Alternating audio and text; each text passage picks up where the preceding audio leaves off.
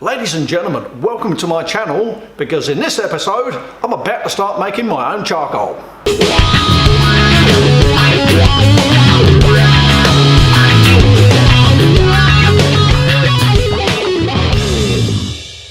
So ladies and gentlemen, I want to make my own charcoal, and I want to make my own little charcoal maker. Now what I'm going to make that charcoal maker out of is this little 20 litre drum there. I think that's about 5 gallons in America. You'd say that people just throw these away, they don't even want them. So you've got your little tin drum there, has a lid on it of course, and it has one of these little spring clip things that holds that lid on. I want to make my charcoal in the simplest way possible. I'm no big time engineer, so what I'm going to do, I'm going to drill 3 10mm holes in a triangle pattern in top of this lid. That's 3/8 of an inch if you're in America.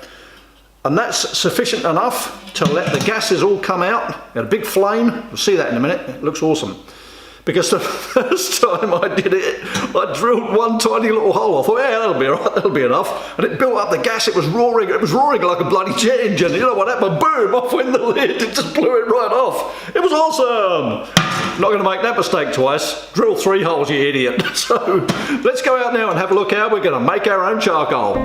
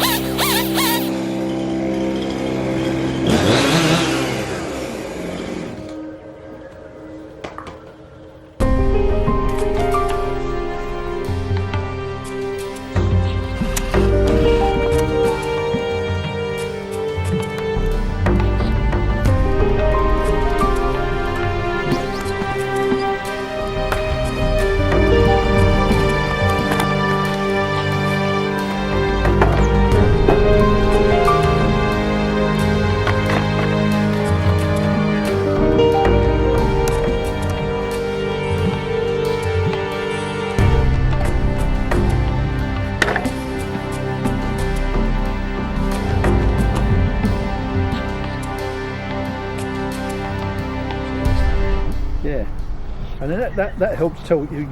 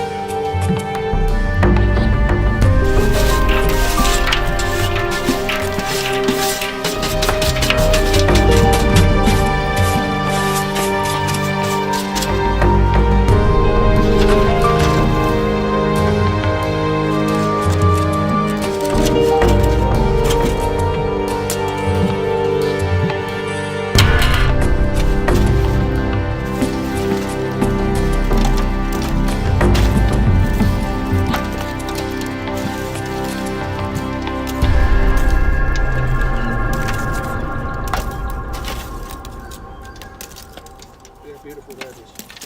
That is absolutely outstanding. Perfect. Perfect charcoal. Lovely. Those chunks just fall apart, let's see. See how beautiful that is. That is absolutely outstanding. It's just what you want. You want it to flake apart like that. And be, that's perfect charcoal like that. Perfect. You want some lumpy bit, when you're forging you want some lumpy bits. But when you hit them with your fire manager you want them to just break up so you can manage that fire better. That's how you want it. You know. That's bloody beautiful.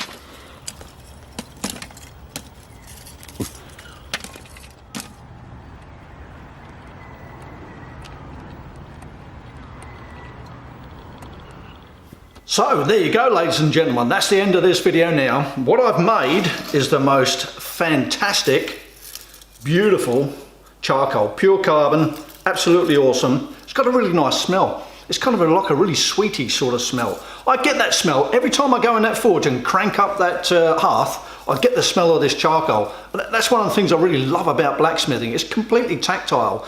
You smell it, you look at it, you feel it.